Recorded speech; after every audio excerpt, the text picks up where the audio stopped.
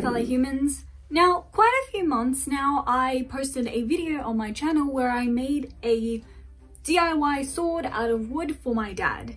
And now, I think I mentioned in that video that I really like swords and maybe daggers, and that I did want to make some in the future. And so the future has arrived, and this time I'm going to try and make myself a dagger. I'm gonna try and be better this time than last time, learn from my mistakes and improve on what I had. And hopefully I will be able to have a nice looking dagger by the end of this. And then maybe I'll also like make it up to my dad and be like, hey, a little swappery do, because that thing doesn't look the best. But let's get right into that. First step was just to draw out the general shape, and then I just had to get started with sewing it down.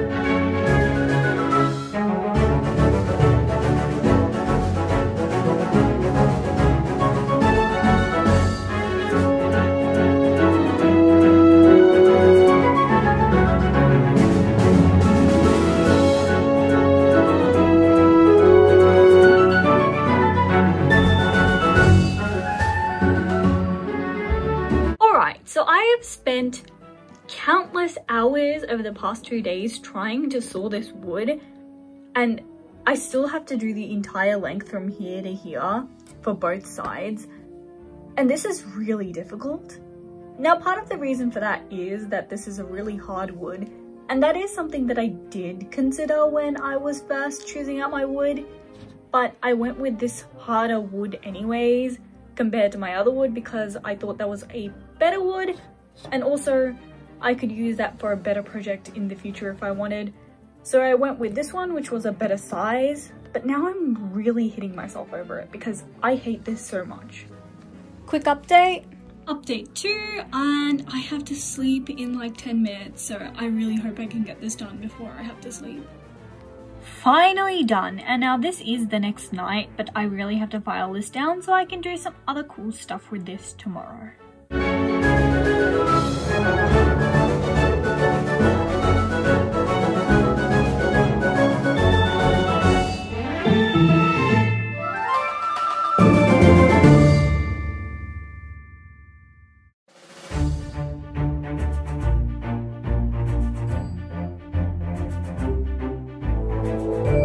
And now it's time for sanding. This is my favorite part of any woodwork project, so I just got merrily on my way with this.